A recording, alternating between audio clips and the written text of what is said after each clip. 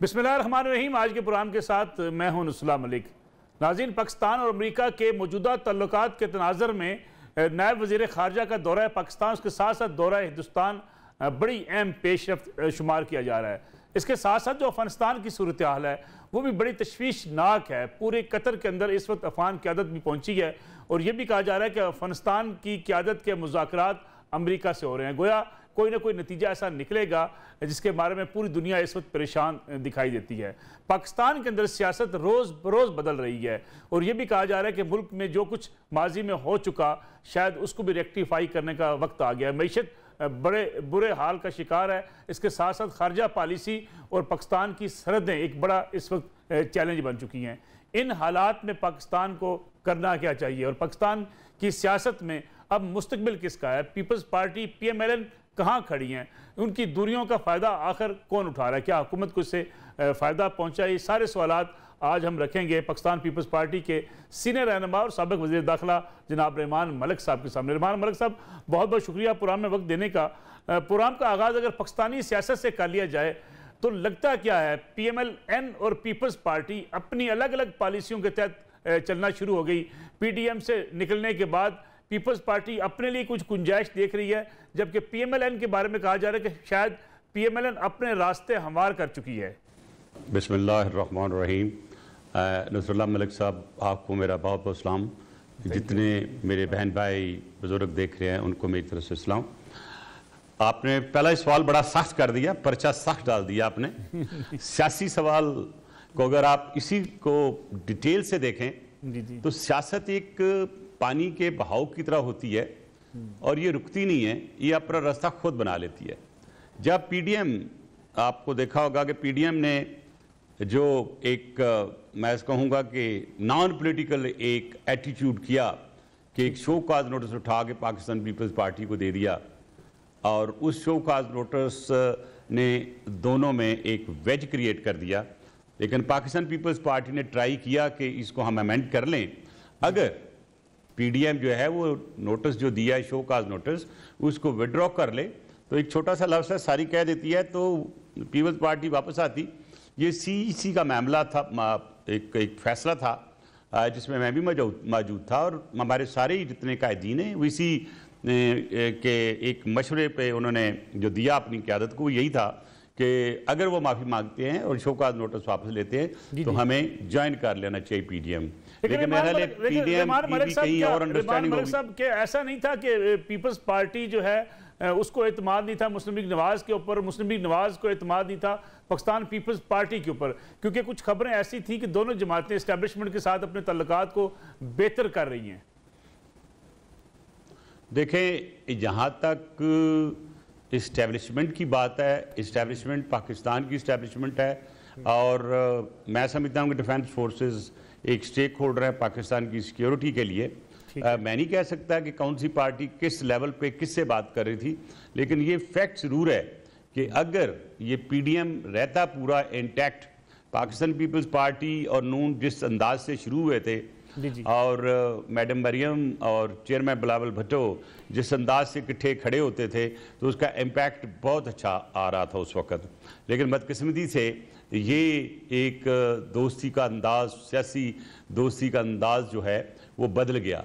आज उस बदले हुए अंदाज को और वो सियासी एक कुव्वत बन के जो उभर रहे थे और जो अब नहीं उभर रहे इकट्ठे, उसका फ़ायदा PTI को हुआ।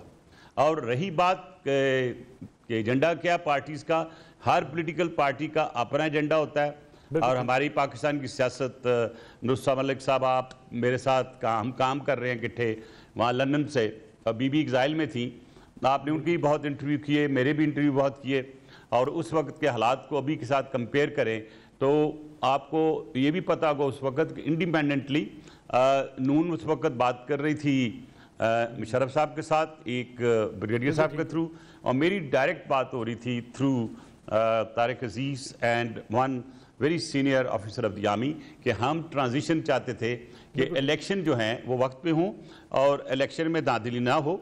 तो हमने भी बातचीत शुरू की, लेकिन वो उसका जो कल्मिनेट हुआ वो भी आपको पता है कि और इस्टेब्लिशमेंट ने या उस वक्त की जो हायरार्की थी उन्होंने पाकिस्तान पीपल्स पार्टी को भी कहा कि आप भी आ जाएं, और जब पीपल्स पार्टी को पूछा मोहतरमा को क्या नवाज को आना चाहिए, तो हमने कहा बिल्कुल आना चाहिए, बगैर उनके तो इलेक्शन नहीं होगा।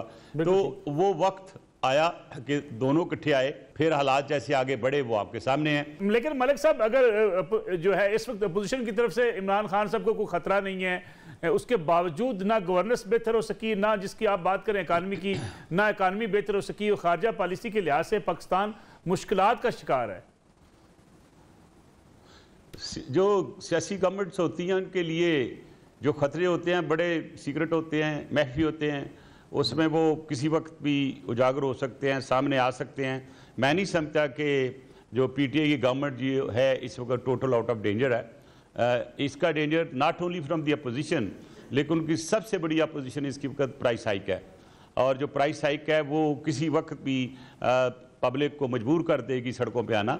और इसकी सबसे बड़ी इनकी दुश्मनी जो हो रही है वो पाकिस्तान रुपीज़ को जिस तरह मार पड़ रही है, वो उठ खड़ा होगा, और उठ खड़े करने से मुराद मेरी ये है कि वो फर्दर महंगाई लेके आएगा, और वो जो फर्दर महंगाई लाएगा वो इस गवर्नमेंट के लिए मुफीद नहीं होगी।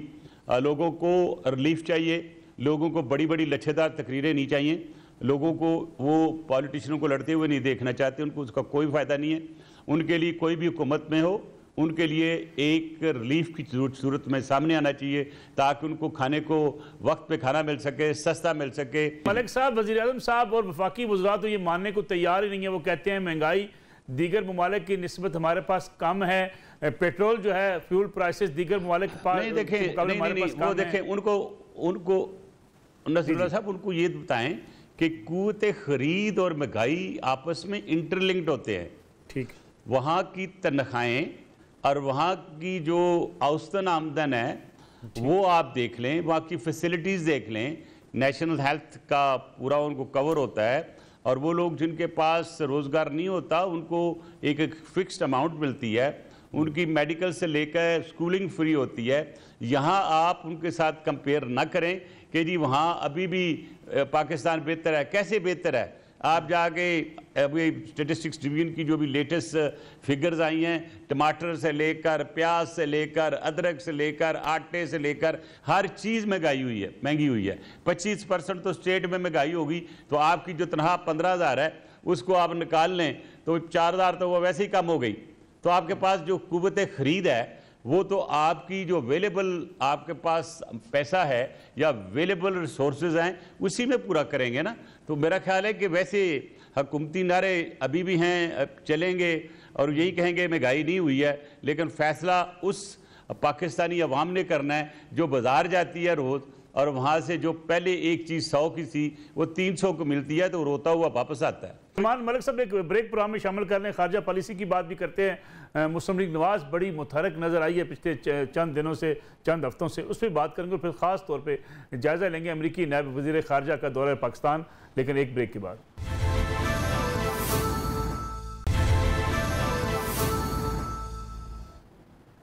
पुराने एक बार फिर खुशामदीद हमारे साथ मौजूद है पाकिस्तान पीपल्स पार्टी के सीनियर रहनुमा और साबिक वज़ीर दाखिला जनाब रहमान मलिक साहब। रहमान मलिक साहब, बात हो रही थी मुल्की सियासत की। पिछले दिनों से काफ़ी मुस्लिम लीग नवाज मुतहरक नज़र आ रही है। हमजा शहबाज जनूबी पंजाब के दौरे पर हैं, और कुछ खबरें ऐसी भी हैं कि मियाँ नवाज शरीफ दिसंबर या जनवरी में पाकिस्तान वापस आ सकते हैं। आप कैसे तजिया करते हैं इसका? देखें, हर पार्टी का हक है कि वो मुतहरक हो और अपने अंदाज से हो, वो अपना सियासी हक इस्तेमाल करते हुए वो जो भी पंजाब में भी जाएंगे, पाकिस्तान के मुख्तलिफ हिस्सों में भी जाएंगे।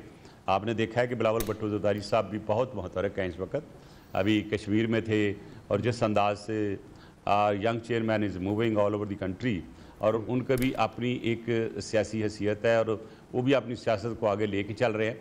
और मैं ये समझता हूँ कि अगर देखा जाए तो इमरान खान भी काफ़ी मुतहरक हैं, और उनकी भी तकरीरें बिल्कुल इलेक्शन जैसी नज़र आती हैं, उनके वज़ीरों की भी तकरीरें इलेक्शन जैसी नज़र आती हैं। और आपने ये बजा फरमाया कि नून ज़रा को ज़्यादा मुतहरक हो गई है, उनके खिलाफ जो केसेस थे सम हो दी अदर, वो जिन अंदाज से कोर्टों में चल रहे हैं, और कुछ उनको मेरा हाल को इनकरेजमेंट भी मिल रही है। अब वो उनका बेसिस ऑफ इनकरेजमेंट वो खुद जानते होंगे।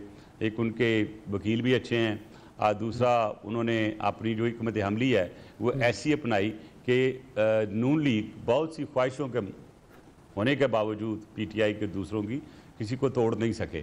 तो मैं ये समझता हूँ कि आने वाले वक्त में अगर ये चलता रहा तो हो सकता है एट ए सर्टन स्टेज जो पॉलिटिकल अपोनेंट्स हैं वो इकट्ठे हो जाएं और वो पीटीआई की हुकूमत में अगर दरारें थोड़ी सी भी आईं तो फिर मेरा हाल है मुझे ये इकट्ठे होते हुए नज़र आ रहे हैं, क्योंकि फिर वो एक कॉमन पॉलिटिकल एनिमी को नीचे गिराएंगे। तो होता तो यही है कि जब पॉलिटिकल अपोनेंट जो होता है वो कमज़ोर होता है और उसकी हालात पॉलिटिकल या अदरवाइज ठीक ना हो तो फिर जो एंटी ग्रुप होते हैं वो सामने आ जाते हैं। मियां नवाज शरीफ अचानक आ सकते हैं? टाइम लगेगा। देखें, एक तो बात यह है कि मियां नवाज शरीफ साहब को एक कन्विक्शन हुई है। एक ये जो जज अरशद था उसकी वीडियो आने के बाद उनको थोड़ी तकवीत मिली है इसमें। तो अब वो जब भी आएंगे बड़े सोच समझ के आएंगे और वो मेरा ख्याल है कि जो मैं समझता हूँ कि वो अपनी अंडरस्टैंडिंग को सामने रखते हुए आएंगे कि आके उनकी सियासत क्या मोड़ लेगी और वो अपनी पार्टी को किस अंदाज से लीड करेंगे। और अभी भी जो पॉलिसी चल रही है मैडम मरियम कर रही हैं वो सारी मियां नवाज शरीफ साहब की है इस वक्त, और ही इज़ द मेन की man who is handling PMLN। आपने देखा है कि मियां शहबाज शरीफ साहब ने मुश्किल वक्त में पार्टी को संभाला और अच्छा संभाला और डट के मुकाबला भी किया, जेलों में भी गए, लेकिन उनको जो एक पोजीशन या उनको एक इमरजेंस होनी चाहिए थी वो उस अंदाज में उनकी इमरजेंस नहीं है। लेकिन मैं साथ ये भी कहूँगा कि मियां शहबाज शरीफ के बड़े ही तावेदार किस्म के भाई हैं। आप मुख्तलिफ खबरें सुनेंगे, लेकिन मैं ये समझता हूँ कि मियां शहबाज शरीफ साहब कभी भी मियां नवाज शरीफ के विल के अगेंस्ट नहीं जाएंगे। मेरी ज़ाती 20 तजर्बा है और मुझे पहले भी बहुत सी चीज़ों का अंदाज़ा है कि पहले भी ऐसी ही सिचुएशन हो गई थी जिसमें लोग कहते थे कि मियां शहबाज शरीफ जो है वो मियां नवाज शरीफ से अलहदा हो जाएगा, वो प्राइम मिनिस्टर बन जाएगा, वो फलांग कर लेगा। तो मैंने उस वक्त भी अपनी पार्टी को कहा था कि no, it can't be, it may be a good cup bad cup, but in any case मियां शहबाज शरीफ कभी भी अगेंस्ट नहीं जाएगा अपने भाई के। अभी देख लें, अभी अगर देखा जाए तो ओवरऑल सिचुएशन तो दोनों ही जो एक तीन आपको नज़र आती हैं पार्टियां विदन दी पार्टी, और मैं ग्रुपिंग तो नहीं कहूँगा, लेकिन वो जो काम कर रहे हैं बिल्कुल एक पॉलिसी को फॉलो कर रहे हैं और वो पॉलिसी है मियां नवाज शरीफ साहब की। आप उनके जितने लेटेस्ट एड्रेसेस हैं टू द पार्टी मैन और उनके MNAs और उनके वर्कर्स, वो एक थीम लेके चल रहे हैं कि हमने इस हुकूमत को गिराना है। अभी वो लास्ट उन्होंने जो स्पीच मैंने सुनी, उन्होंने कहा जी ये रेडी जा रही है, एक धिक्का और दो और ये गवर्नमेंट गिर जाएगी। आप देखना ये कि इनकी हिकमत अमली कैसे चलती है, क्या ये पाकिस्तान पीपल्स पार्टी को मिलाने में अपने साथ कामयाब हो जाएंगे या नहीं होंगे, या इनका जो आगे वाला अमल है उसको वो कैसे लेके चलेंगे, ये आने वाला वक्त बताएगा। लेकिन मैं ये समझता हूँ कि सियासत में ये चीज़ें होती रहती हैं, ऊँची नीच आती रहती है, लेकिन सियासत चलती रहती है अपनी डगर पे। और मैं पाकिस्तानी सियासत का मुस्तकबिल जो आने वाले वक्त में थोड़ा सा अंडर क्लाउड देख रहा हूँ। अल्लाह करे कि वो क्लाउड जो है वो ज़्यादा ना हो और पाकिस्तान की सियासत, पाकिस्तान की जमहूरियत जो है वो कायम दायम रहे। मलिक साहब, अगर हम बात करें खारजा पॉलिसी की, अमरीकी नायब वज़ीर खारजा का दौरा हुआ हिंदुस्तान के बाद फौरी पाकिस्तान का। हिंदुस्तान में उन्होंने कुछ कहा, पाकिस्तान में आकर उन्होंने किसी और ख्यालात का इजहार किया। आप समझते हैं बर्फ़ पिघल गई पाकिस्तान और अमेरिका के माबैन जो तल्लुकात के हवाले से थोड़ी सी दूरियां पैदा? नहीं, मैं बर्फ़ नहीं पिघलती हुई देखता हूँ। एक वर्ल्ड पार है, अगर बर्फ़ पिघली होती तो सबसे पहले जो बाइडन साहब फ़ोन करते इमरान खान साहब से, उनसे बात करके खुशी का इजहार करते। मैं जी थोड़ा सा इसमें ज़रा थोड़ा सा मैं टाइम लूँगा, मैं थोड़ी सी इसमें तफसील से आवाम को कुछ नई चीज़ों की भी इतला दे दूँ ताकि उन्हें पता होना चाहिए कि हम कहाँ खड़े हैं। देखें, मिस वेंडी आई यहाँ पे, उन्होंने सबसे मुलाकातें की, लेकिन आने से पहले जो उन्होंने एंटी पाकिस्तान कहूँगा जो बयान दिए वहाँ से इंडिया से, जिसमें वो कहती हैं कि Pakistan is responsible for the security of India and America. तो मैं उनसे सवाल करता हूँ कि हम कैसे रिस्पॉन्सिबल हैं? पाकिस्तान तो हमेशा ही सफ़र करता रहा है। जब आप अमेरिका यहाँ आए थे अफगानिस्तान में, क्या आपने पाकिस्तान से पूछा था? जब आप गए तो पाकिस्तान से पूछा था आपने? नहीं, कभी नहीं पूछा। और हमारे ज़ुम्मे हर नेगेटिविटी आती है। अब देखें, एक इंटरेस्टिंग चीज़ कि दोस्ती सबसे ज़्यादा डोनाल्ड ट्रंप की आपको पता है कि प्राइम मिनिस्टर मोदी से थी। बिल्कुल ठीक। और जिस तरह उन्होंने वेलकम कराया, क्या क्या बातें हुई, और ड्यूरिंग द होल टेन्योर आपको पता है डोनाल्ड ट्रंप ने कभी ये भी नहीं कहा था मैं पाकिस्तान आऊँगा, लेकिन वो इंडिया गया, इंडिया से दोस्ती इंडिया से कि उनका प्यार, उनको एक प्रेफर्ड कंट्री जाहिर किया। और अभी भी सबसे पहले इस खित्ते में वो किसको मिले हैं? प्राइम मिनिस्टर मोदी को मिले। उन्हें देखा जाए तो जो हमारी सेक्रीफाइसेस है जो अभी तक अनरिकॉग्नाइज्ड हैं, वो आपके ख्याल से क्या इमरान खान को नहीं बुलाना चाहिए था, या इमरान खान की इनविटेशन देते, या थोड़ा बहुत हौसला देते कि पाकिस्तान ने बहुत सफ़र किया है। हमारी बदकिस्मती ये है कि दुनिया कहती है कि हमने जो है वो तालिबान का साथ दिया। अब मैं अभी कोई घंटा पहले एक प्रोग्राम देख रहा था अफगानिस्तान के जनरल का, वो ये कह रहा था कि जी अटकता का हमारा इलाका है अफगानिस्तान का। अब मुझे बताएं कि हम किस तरफ चलेंगे। अब अफगानिस्तान में बम्बार्डमेंट शुरू हो चुकी है और आप दैश को अब नेचुरली मोर्द इल्ज़ाम आना भी चाहिए। दैश के साथ साथ पाकिस्तान जो TTP वो भी उनके साथ है, जो अपोनेंट ग्रुप हैं वो भी साथ उनके हैं। तो जो एंटी ग्रुप अगर इकट्ठे हो गए और उनके जो ख्यालात हैं जो कि अभी तक अफगान तालिबान ने आज ज़ाहिर किया है, अगर उस अमल को साथ लेके चलें तो America must think over it कि ये पाकिस्तान को तो हर तरफ से मार पड़ रही है। और मैं एक असेसमेंट दूँ आपकी कि अफगानिस्तान का मसला जो है, जब तक कोई जॉइंट स्ट्रेटजी पाकिस्तान और अमेरिका नहीं बनाता ये आगे नहीं चलेगा। लिहाजा मैं ये अपनी हुकूमत को कहूँगा, फॉर गॉड सेक ये तो पता कर लो कि अमेरिका हमसे नाराज़ क्यों है। मेरे हिसाब से जो बाइडन साहब जो हैं वो अफगानिस्तान की वजह से नाराज़ नहीं हैं। जो मेरे पास इंफॉर्मेशन आई है वो गवर्नमेंट कर ले verify, this is reported outside media में भी, और मैंने भी थोड़ी सी रीकन्फर्मेशन की हैं। जब इलेक्शन हो रहा था डोनाल्ड ट्रंप का, तो उस वक्त ज़ाहिर है जो बाइडन उनका अपोनेंट था, और हमारे एक पाकिस्तानी बिजनेसमैन, उनका मैं नाम नहीं लेना चाहता इस वक्त, लेकिन उन्होंने पाकिस्तानी एम्बेसी को इस्तेमाल किया as a election office of Donald Trump, जो कि जो बाइडन साहब के नोटिस में था, उनकी टीम के नोटिस में आ चुका था। और अगर आप ये देखें कि एक हुकूमत की सरकारी जगह जो है एक बिजनेस कम्युनिटी का बंदा या कोई जो डोनाल्ड ट्रंप के सन इन लॉ के करीब था, वो इसको इस्तेमाल करते हुए इलेक्शन कैंपेन में था, और वो पाकिस्तानी जो बड़े मुखय्यर हज़रात हैं जो अपने आप को अमेरिका में बहुत पावरफुल समझते हैं, अगर उनके साथ उनका आना जाना, उनके मैनेजर्स जो थे इलेक्शन इमरान खान साहब के दोस्तों में से ओपन, जी मैं पहले अर्ज कर दूं ना, मैं ये खत्म कर लूं तो फिर मैं आगे चलता हूं। ठीक है। तो जब ये बातें जो बाइडन साहब को पता चली तो नेचुरली ही पुट हिज मूड ऑफ, और मैं ये समझता हूं कि इस वक्त इमरान खान साहब को भी और हमारे फॉरेन मिनिस्टर को एक लेटर लिखना चाहिए और उसकी क्लैरिफिकेशन दें कि अगर ये स्टेटमेंट तो नहीं किया था, लेकिन ये बिल्कुल उस वक्त का जो एम्बेसडर है उसको लटकाएं, take action against him, that who gave you the permission to allow the election campaign of Donald Trump in the Pakistan embassy? सफर कौन कर रहा है? पाकिस्तानी अवाम कर रही है।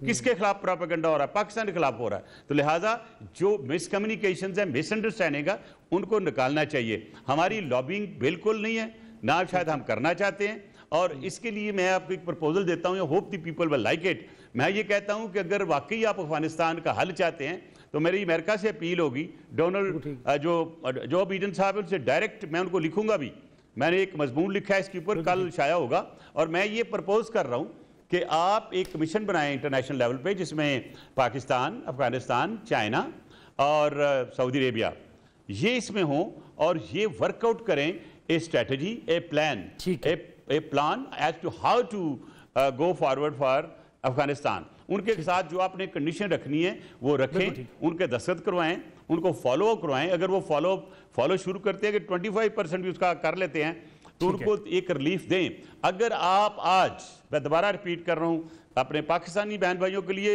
और and particularly for the world, if you do not look after the Afghan nation, और ये आपकी अफगान गवर्नमेंट को रिकॉग्नाइज नहीं करते, और उन बेचारों की जो $9.5 बिलियन आपने सीज किया हुआ नहीं देते, तो वहां भूख का राज होगा, और जब भूख का राज होगा तो वहां पे एक बहुत बुरे हालात होंगे अमन व अमान के।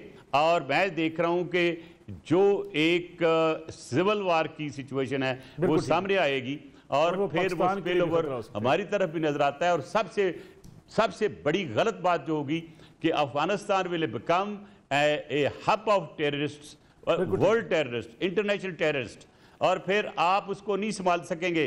खुदा ना करे कोई 9/11 और हो या कोई बड़ा इंसिडेंट हो, और फिर पाकिस्तान के ऊपर आ जाए जी आपने कंट्रोल नहीं किया। मुझे समझ नहीं आती अमेरिका को किसने गलतफहमी डाल दी है कि पाकिस्तान जो है अफगान तालिबान के साथ है। पाकिस्तान अगर अफगान तालिबान के साथ उस अंदाज से होता तभी तक रिकॉग्नाइज कर लेता। लेकिन यहाँ मैं ये कहना चाहूँगा कि जो इंडियन पॉलिसी है पाकिस्तान के खिलाफ, देखिए पहले दिन जिस दिन 31 अगस्त को से पहले जब अफगान तालिबान ने टेक ओवर किया काबिल, तो सबसे जो जहर उगला गया सबसे पहले वो इंडिया का था। और यहाँ तक भी कहा गया कि पंशेरियों के खिलाफ पाकिस्तानी डिफेंस फोर्सेस और पाकिस्तानी एयरक्राफ्ट एब्सोल्युटली रॉन्ग। वो बड़ी एक सोची समझी की स्कीम के तहत एक प्रोपेगेंडा करते हैं, वैसे ही जैसे ने डिसइंफो लैब ने बिल्कुल एक्सपोज किया था इंडिया को। इंडिया और प्रोग्राम में ब्रेक शामिल करते हैं, वापस आएंगे तो इससे बात करेंगे। जो आप कमीशन की बात कर रहे हैं, टीटीपी के हवाले से भी आपने कमीशन की बात की, उससे क्या फायदा हो सकता है, इस पर बात करेंगे आफ्टर शॉर्ट ब्रेक।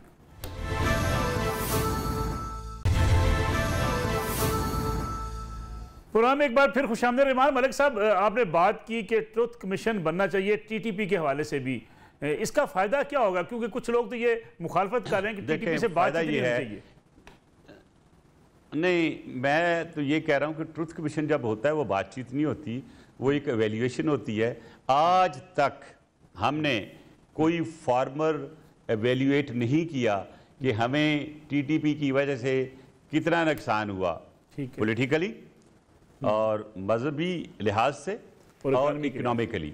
तो जो जितना नुकसान हमें हुआ और जो हमारी जानें ज़ाया हुई, वो कौन कौन वो ऐसे लोग थे टीटीपी जिन्होंने किसी के कहने पे, अपने कहने पे हमारे मुल्क को तबाही के धाने पे लेके आया।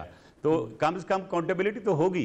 तो मैंने यही कहा था कि बातचीत करना बुरी बात नहीं है, लेकिन बातचीत करने से पहले वो इम्पॉर्टेंट इश्यूज़ और वो इम्पॉर्टेंट जज्बाती चीज़ें जो हैं, जो हमारी आवाम को नुकसान पहुँचाया, जिन्होंने अब जिनके लोग शहीद हुए APS में, या मोहतरमा बेनज़ीर भुट्टो का जो उन्होंने शहादत की, वो जो सेकंड सुसाइड बॉम्बर है इकराम, जिसका मैंने उनको लिखा हुआ है हुकूमत अफ़गानिस्तान को, मैं दोबारा उनको रिमाइंडर दिया है कि हमारे हवाले करें ताकि जो थोड़ी बहुत इन्वेस्टिगेशन नहीं हुई, दो सारे कातिल जितने थे, हैंडलर थे, जो इसके कंस्पिरेटर थे, सबको अरेस्ट करके कोर्ट में पेश किया गया और कोर्ट ने उनको सजाएं भी दी। अभी कोर्ट में, हाई कोर्ट में केस चल रहा है और अगर ये इकराम हमारे हाथ आ जाता है तो हमें बहुत सी चीज़ें और पता चल जाएंगी। इसके साथ ही साथ हाजी वली जो हैं, जो इस वक्त टीटीपी के हेड हैं, उनके साथ है इकरामुल्लाह। अब मेरा मतलब ये था कहने का कि अगर कमीशन बन जाता है और वो सारा कुछ एवेल्यूएट कर लेते हैं, उन लोगों को आइडेंटिफाई करें जिन्होंने आके यहाँ बम के धमाके कराए, जिन्होंने बम के धमाके किए, जो सारे कंस्पिरेसी करते थे, उन सब को काउंट फार करें। और जो 25,000 इस टीटीपी का इस वक्त टेररिस्ट लॉट है जो अभी नूरिस्तान में बैठी हुई है, उनके साथ बलूचिस्तान से भी जो नाराज़ ग्रुप है वो भी वहाँ पहुँच चुका हुआ है। और इसके अलावा जो वहाँ से सीरिया में थे, उस सीरिया से भी वो नाराज़ ग्रुप, वो जो उनके वहाँ से लोग निकले हैं वो भी आ गए हैं। तो आप मुझे ये एक सुन लें, मुझे ये एक रिपीट होता हुआ नज़र आ रहा है पूरी सिचुएशन कि जब तालिबान से पहले आपको पता है ये आए थे कि ये जहादी आ गए हैं और जिन्होंने पूरी दुनिया को इकट्ठा किया अमेरिका ने, और जिस अंदाज से उनको रखा, खोस में ट्रेन किया और पूरे अफगानिस्तान में फैल गए। और वही चीज़ में आगे नज़र आ रही है। मुझे ये बताएं, अगर ये इकट्ठे सारे हो गए और ये बॉर्डर क्रॉस करने की कोशिश करेंगे, आएंगे मुख्तलिफ वजहों से, और दूसरा आपको पता है कि अमेरिका जो है टोटली अगेंस्ट इवन इंडिया। आप देखो उन्होंने आपको लेके गए हैं फैटफ में, अब वो एक प्रोपेगेंडा इवन ICIJ ने भी किया कि जी स्पोर्ट फंड जो आर्मी का आता था वो भी करप्शन में गया। I absolutely deny it as a former interior minister कि इसमें बिल्कुल झूठ है और ये इंडिया का प्रोपेगेंडा है। और ये इंडिया का प्रोपेगेंडा आप देख लीजिएगा कि ये आने वाले वक्त में फैटफ में भी जाएगा। तो क्या पाकिस्तान गवर्नमेंट इसको प्रिएम्प्ट कर रही है कि हमने इसको उनको कैसे डील करना है? तो इसलिए मैंने जो कमीशन की बात की है, कम से कम हम दुनिया को ये तो बता सकें कि हम सफर कैसे कर रहे थे इन टेररिस्ट के हाथ जिनको इंडिया सपोर्ट कर रहा था और भी बहुत से मुल्क सपोर्ट कर रहे थे। मलिक साहब, बेनज़ीर भुट्टो शहीद कत्ल केस की आपने बात की, इकराम मुल्ला की बात की आपने, कुछ लोग कहते हैं कि आलमी साजिश भी थी। आप वज़ीर दाखिला रहे हैं, आपको क्या मुहर्रकात लगते हैं? देखें जी, उस वक्त भी मैंने कहा था कि जो बैतुल्लाह मसूद था उस वक्त का जो वह था कल्चर मिनिस्टर, वो बहुत दफ़ा आके बैतुल्लाह मसूद को मिला, लेकिन हमने जो सारी इन्वेस्टिगेशन की थी उसमें बैतुल्लाह मसूद की कॉन्स्पिरेसी जो थी, वहाँ बैठ के जो उन्होंने फैसले किए थे वो बियॉन्ड एनी डाउट प्रूव हो गए। वहाँ से जो उनके हैंडलर चले और सुसाइड बॉम्बर्स को लेके आए और कोहाट के करीब एक और मदरसा उसमें ठहरे, उसके बाद उनको लेके खोड़ा खटक में आए, यहाँ रखा और वहाँ एक मौलवी ने इनको पूरा जन्नत में जाने का तरीका बताया, कपड़े चेंज किए, कमरा नंबर 79 में बैठ के वो हमने बड़ी कोशिश की उसको अरेस्ट करने की, और जब हम उनके बहुत करीब पहुँच गए तो चंद दिनों उन्हीं दिनों में ही वॉज फाउंड डेड इन नौशहरा। इसी तरह जो चट्टान था, अबैदुर्रहमान चट्टान, जो कि इनको लेके आया था इन हैंडलर्स को सॉरी इन बम्बर्स को वहाँ पे पीर बधाई, उसको भी मार दिया गया है ड्रोन के थ्रू। वहाँ पे खैबर एजेंसी में एक ही ड्रोन था, हम बिल्कुल उसके करीब पहुँच चुके थे।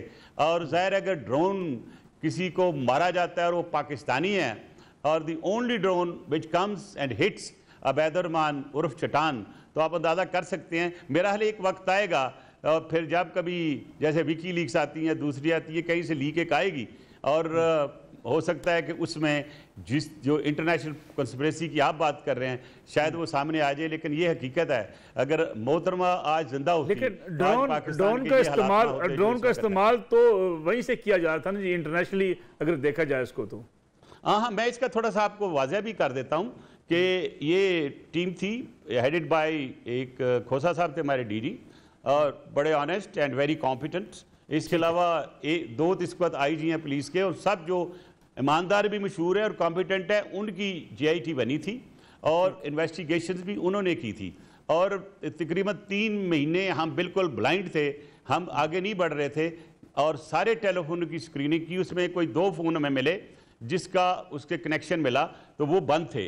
बहरहाल आई ऑर्डर्ड कि मैं इसको आप रखें टेलीफोन को अंडर ऑब्जर्वेशन, देखते हैं इनकी जो email है वो किधर निकलती है। एक दिन ऐसा हुआ कि अल्लाह ताला ने मदद की, उसमें से किसी ने बात की, and thereafter we started off. तो ये जो अबैदुर्रहमान था, ये जब वाक़या हुआ उसके बाद इसने शादी की एक सूबेदार मेजर की बेटी की जो वाक कैंट में था, तो हमने वहाँ से ट्रेस करते करते अबैदुर्रहमान के पास पहुँच गए पेशावर में। इसका एक समदी था, सॉरी वो होता है जो साली का मियाँ था, वो एक रेडी लगाता था, उस तक भी हम पहुँच गए और वो घर ट्रेस कर लिया। We was suppose to raid at night, और जब हम उधर जा रहे थे तो वो जो उनका टेलीफोन का महकमा था, एक सर्विस प्रोवाइडर था, उन्होंने कहा जी गलती हो गई है, इसकी लोकेशन इस वक्त पेशावर में नहीं है, गुजरांवाले में है। तो मैंने उस वक्त इन्वेस्टिगेटर्स कहा कि नहीं, you don't move from there, you continue to be there, हम वहाँ पे गुजरांवाले में किसी और को भेज देते हैं, और वही किया। और during this period while this was being planned, ये साथ साथ घर में ले होते हैं ना पेशावर में, और ये वो जगह है गोल्फ क्लब के करीब जो बड़ा थिक इलाका है पेशावर का, उसमें थे। तो वो निकल के चला गया और हम ट्रेस कर रहे थे कुछ फ़ोन की मदद से, कुछ लोकल FC की मदद से। पता चला कि जब वहाँ पहुँचा ये खैबर एजेंसी में, और that was the only drone and the first drone and last drone जो अबैदुर्रहमान के ऊपर पड़ा। इससे आपने देखा होगा कि वो रिकॉर्ड में भी है, अगर निकाल के देख लें जो चलान दिया हुआ हमने, कि बहुत से ऐसे लोग जिनका हमने ट्रेस किया कि वो इस मर्डर के साथ कनेक्टेड हैं, वो कभी देखते थे किसी चेक पोस्ट में मारे मिले हमें, किसी जगह पे वो घर के करीब मारे पड़े गए, मौलवी आप मैंने बताया कि वो भी। तो फिर भी हमने मोर देन आई थिंक 60% लोगों को अपनी कस्टडी में ले लिया था, और इसीलिए वो आपको पता होगा वो A से Z तक का इन्वेस्टिगेशन की बहुत सी चीज़ें मिली उसमें, और कोई चीज़ कोई कसर हमने नहीं छोड़ कर रखी। और मैं समझता हूँ कि जो इन्वेस्टिगेटर्स से they did a very good job, और कम से कम ये गिला कोई नहीं कर सकता कि पाकिस्तान के इन्वेस्टिगेटर्स ने मोहतरमा के कातलों में कोई पकड़ने में कोताही की। आज मैं अब बड़ी अथॉरिटी के साथ ये कह सकता हूँ कि जो एक अवाम में तासर पाया जाता है कि ना कातिल पकड़े गए बीवी के, ना उनको सजा हुई, दिस इज एब्सोल्युटली रॉन्ग। अगर किसी को शक है तो ट्रायल कोर्ट में जाकर इसकी डिटेल निकाल लीजिएगा। अभी जब मोहतरमा की बरसी आएगी इस दफ़ा मैं इंशाल्लाह इसकी ऊपर एक थोड़ी बुकलेट भी निकालूंगा विद ऑल दैट डिटेल्स, ताकि वो लोग जिनके दिलों में शक व शुबहात हैं इस सिलसिले में वो निकाल सकते हैं हम। सुलेमान मलिक साहब बहुत बहुत शुक्रिया प्रोग्राम में वक्त देने का। प्रोग्राम का वक्त बिल्कुल खत्म हो गया नाज़रीन, कल आपसे मुलाकात होगी, इजाज़त दीजिए, अल्लाह हाफ़िज़।